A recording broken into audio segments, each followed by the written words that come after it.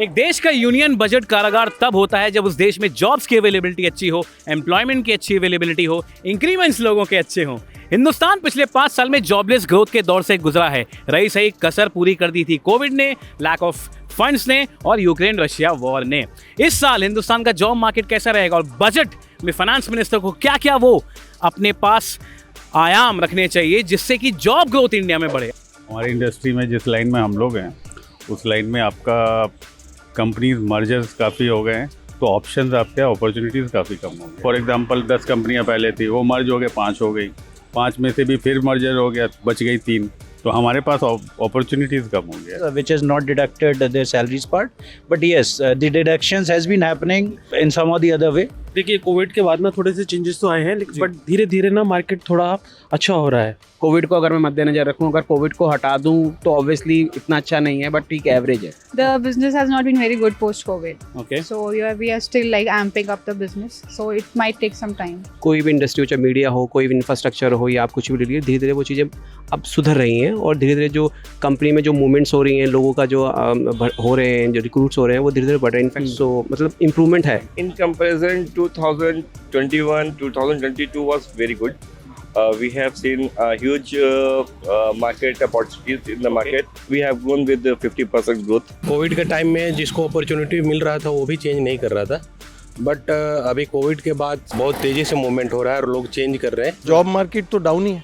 अच्छा, वो किसी भी सेक्टर में डाउन है। ये अगर 250 रुपए की अगर कोई चीज़ आती थी घर के अंदर, आज वो 450 रुपए की आती।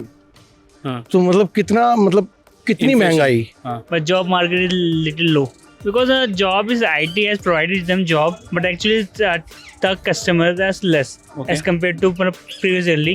They are not using the technology which we are giving. And even recession has taken place this year. So yes, there are a lot of laid off, right? Amazon, Twitter, even Microsoft and Google are laying off. And mostly the startups are facing losses too many recently.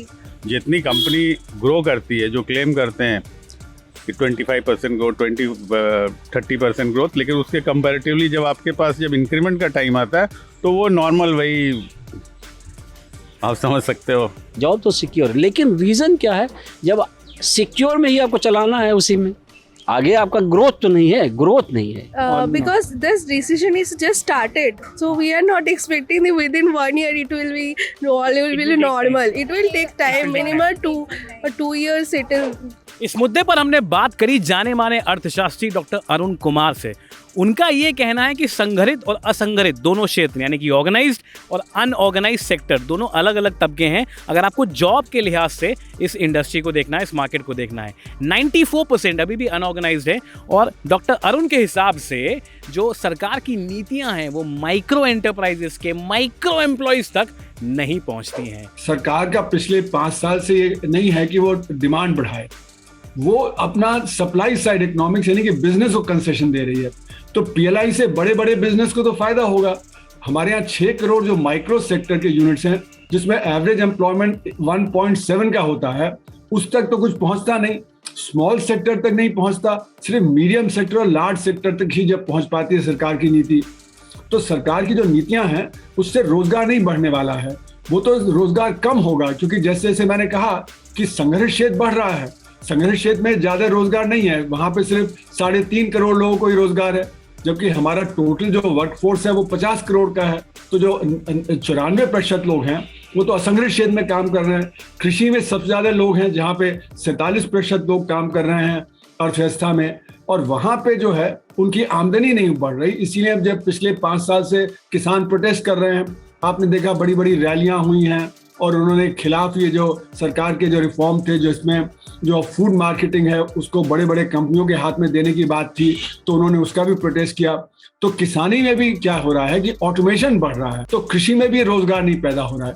तो कुल मिला के कृषि में जब आमदनी बढ़ेगी, micro sector है जिसमें 6 करोड़ यूनिट है, उनकी आमदनी बढ़ेगी, तभी ये जाके सुधार आएगा। और सरकार कह रही है कि नहीं, रेट ऑफ ग्रोथ तो 6-6.5% है, अच्छा है, हम तो वर्ल्ड की फास्टेस्ट ग्रोइंग अर्थव्यवस्था है, तो इसमें कोई चीज करने की जरूरत ही नहीं है। स्किल डेवलपमेंट सरकार का इस बार खास फोकस रहेगा, जो पिछले 5 सालों से रहा है। जॉब्स की अवेलेबिलिटी तभी बढ़ेगी जब PLI schemes, tax incentivising schemes micro enterprises को भी बेनिफिट करें, ना सिर्फ मीडियम और लार्ज एंटरप्राइजेस को।